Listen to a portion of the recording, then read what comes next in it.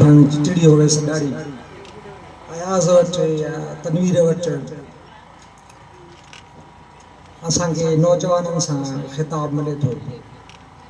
विचाई वटि असांखे ईअं सिधो सो नौजवाननि सां जेको ख़िताब आहे उहो कोन थो मिले। किथे किथे सिटूं आहिनि, नंढो आहे त को विखे आहे एतिरो, या मुखी मतारनि जा नंढा कीम निहार, ईअं असांखे किथे किथे माना तस्वर मिलनि था या भिटाई वठे। पर मूं सोचियो पिए त माना भिटाई मां उनजे किरदारनि जी ॿियनि किरदारनि जी मार्फत, सूरमे जी मार्फत ख़िताब करे उन्हनि सां ॻाल्हाए थो, ॿार सां कोन थो ॻाल्हाए।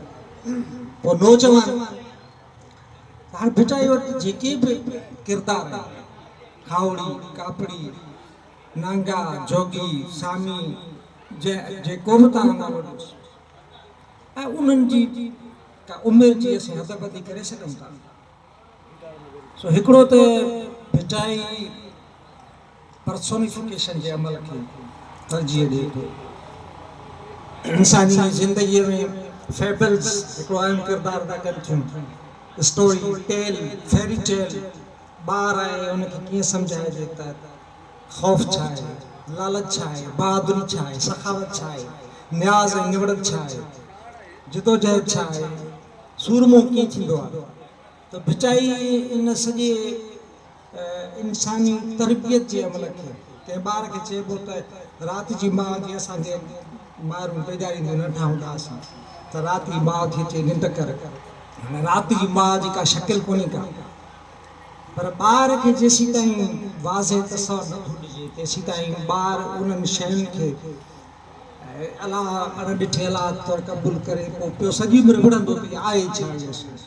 तंहिं करे लतीफ़ उनजी पर्सोनिफिकेशन करे थो।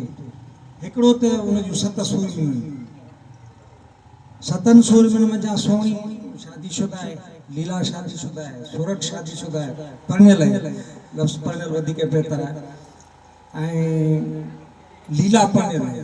4 सूरमियूं जेके आहे, नूरी पढ़ियल आहे, मारी पढ़ियल कोन्हे का, ससुई पढ़ियल आहे। अच्छा, इहे जेके उमिरि जे जंहिं हिसे में आहिनि, 7 सूरमियुनि खे असीं ॾिसूं था त औलाद कोन्हे का। अच्छा, 7 सूरमियुनि जा के गुण बि आहिनि। नूरीअ वटि न्याज़ ऐं निवड़त आहे, ससुई वटि अणखुट जिदोजहद आहे, मारी वटि हुबुल वतनी आहे, ऐं सूरत वटि वॾी बहादुरी आहे। पंहिंजो वर उनजो सुर तां सिर ॾिए थो, फन तां सिर ॾिए थो, कंहिं गुण तां सिर ॾिए थो, उन सां बेपनाह मोहबत आहे। त भिटाई हिकिड़े पासे खां इहो जेको पर्सोनिफिकेशन जो अमल आहे इंसानी समाज जी तरबियत करण जे लाइ, उनखे मुख़्तलिफ़ किरदारनि जी शकिल में पेश थो करे। त उहे किरदार ख़ुदि जेके आहिनि उन्हनि मां 7 सूरमियूं उहे नौजवान आहिनि। अच्छा, उन खां सवाइ बि जेके ॿिया उनजा किरदार आहिनि, मिसाल तौरु वणजारनि जूं वहूं आहिनि, या खावड़ी आहिनि, कापड़ी आहिनि, सामी आहिनि, जोगी आहिनि, जनरलाइज़ कंदे भिटाई उन्हनि सभिनी खे ऐं सम्झां थो त हुन असांखे उहे समूरा इंसानी समाज जा जेके बि अहम गुण आहिनि उहे गुण इन्हनि सूरमियुनि जी मार्फत उहे पंहिंजे नौजवाननि में ॾिसणु चाहिया। जिदोजहद ॾिसणु चाहिई आहे, हुबुल वतनी ॾिसणु चाहिई आहे, बेटपाई ॾिसणु चाहिई आहे, सभु नंगियूं थी निकिरो, लालच छॾे लोभ, सुपेरियनि जी सूब, निंडू कदे न मिले। या हाणे हिते हिकिड़े पासे ख़ौफ़ आहे, ख़ौफ़ खे विञाए, ख़ौफ़ तां हथु खण, लालच तां हथु खण। इन्हनि ॿिन्ही सॼी इंसानी तारीख़ में जेका माबद तबैयाती सरगर्मी आहे, सोच आहे, ख़्याल आहे, उहा इन्हनि ॿिनि ते बीठल आहे। हिकिड़ो ख़ौफ़ आहे, ॿी लालच आहे। अॼु बि असांजे समाज में नौजवान खे जेकॾहिं का शइ झुकाए थी, बेराह करे सघे थी, गुमराह करे सघे थी, उहो ख़ौफ़ आहे ॾाढे जो, अणॾिठे जो, राति जो ईंदड़ गज़ननि जो, या वरी लालच आहे तमामु सुठी सणबी पोस्ट जी, स्टेटस जी, गाॾीअ जी, जेके बि दुनिया जूं सहूलियतूं। तंहिं करे भिटाई जो जेको आइडियल नौजवान आहे, हिकिड़ो त हुन जूं सूरमियूं आहिनि, इहा हुनजी तारीख़ी घुर्ज, तारीख़ जी तक़ाज़ा हुई त भिटाई उन गुणनि खे औरतुनि जी शक्ल में पेश कयो आहे ऐं इहे ई गुण जेके आहिनि उहे समूरा गुण नौजवान में ॾिसण थो चाहे। हलणु हकलणु ॿेली सारणु माझाई मरक विझनि पान फ़र्क़ु रुकवंदी रांदि में हलणु न हिकिड़ो गुण इहो आहे, इहो जेको माझी आहे, जेको मतारो आहे, इन जो हिकिड़ो गुण इहो आहे त इहो हले वेहे न ससुया वांगुरु मुसलसल जिदोजहद में हुजे। हिकिड़ो तरह जो गुण आहे हलणु, ॿियो हकलणु। अच्छा रुॻी हलणु न आहे पर हकलणु पाए, ॿियनि खे सॾणु पाए, तयारु करणु पाए, उथारणु पाए, वाका करणु पाए, कुकू करणु पाए, तयारी करणु पाए, हलणु हकलणु ॿेली सारणु जेके रहिजी विया आहिनि, जेके घर वेठा आहिनि, जेके कंहिं मजबूरीअ सबबि जिदोजहद में शरीक नथा थियनि, न थी सघिया आहिनि, उन्हनि खे शहीदनि खे बि सारे सघिजे थो। अॻियां जेके असांजा माइल स्टोन आहे, वॾा किरदार आहे, उन्हनि खे सारणु हलणु हकलणु ॿेली सारणु माझाई जी मरक विझनि पान फ़र्क़ु रुकवंदी रांदि।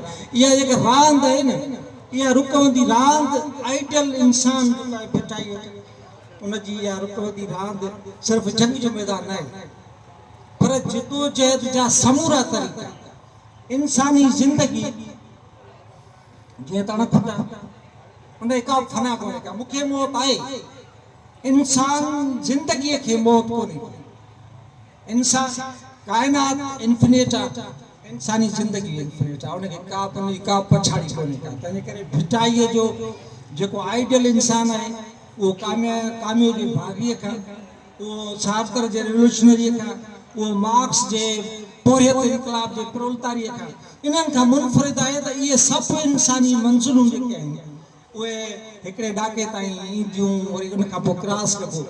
ऐं भिटाई जो आइडियल नौजवान जेको आहे उहो उन्हनि सभिनी मंज़िलुनि खां क्रॉस थो करे, उहो नित नित नओं आहे, उहो अहिड़ो इंसानु आहे जेको इंसानी फितरत, इंसानी कल्चर जेको किथे किथे बीमार थियो आहे, इस्तेमालु थी चुको आहे, हाणे हुनखे नवान खपे, त उन इंसानी कल्चर उन इंसानी फितरत जे ख़िलाफ़ हिकु ढखड़ जीअं उकड़ घड़ी काठी खे घड़ींदो आहे, त भिटाई जो जेको आइडियल आहे उहो पाण खे घड़ींदो रहे थो हर वक़्तु। हिकु ई वक़्तु ॿिनि टिनि जिदोजहदुनि जे मैदान ते मौजूदु आहे, पाण सां हुनजी वेढ़ा, समाज सां हुनजी वेढ़ा ऐं फितरत सां हुनजी वेढ़ा आहे। उहा फितरत जेका इंसान जी ज़िंदगीअ जे ख़िलाफ़, इंसान ॿोॾूं, बीमारियूं, महामारियूं, तबाहियूं, जंगियूं या फितरत जे तरफ़ आयल ज़िलज़िला जेका बि शइ इंसानी ज़िंदगी जे लाइ ख़तरो आहे, त भिटाई जो आइडियल जेको नौजवान आहे उहो न रुॻो पाण सां कमिटेड आहे, ॿारनि सां कमिटेड आहे, वतन सां कमिटेड आहे, कल्चर सां कमिटेड आहे, सकाफ़त सां, इंसानी समाज सां, फितरत सां, इन्हनि सभिनी शयुनि सां हिकु ई वक़्तु झेड़े में बि रहे थो ऐं उन्हनि सां पैरालल हलंदो बि रहे थो। उहो उन्हनि सां गॾु बि आहे ऐं उन्हनि सां झेड़े में बि आहे। जेकॾहिं गॾु नथो थिए, दायरे जे अंदरि न बीहंदो, माण्हूअ सां गॾु न बीहंदो त जहिड़ो करे बि कोन सघंदो। तंहिंजे करे उहो माण्हू सां गॾु बि आहे ऐं पुर पुठीरो प्रिय ॾे। हाणे उहो पुठीरो थो हले प्रिय ॾांहुं, हिकिड़ी अखि हुनजी पोयां आहे, उहा हुनजी अखि जेका आहे उहा आवाम आहे। हुनजो जेको हलणु आहे उहो हूअं त ओभर आहे, लोक ऐं लह वारो, त तूं ऊचो आहे ओभर, लोक हिकिड़े पासे आहे, लोक लॾण ते आहे, चरी अॾण ते आहे, इहा चरी अॾे नओं समाज थी। इहो भिटाई जो आइडियल नौजवान।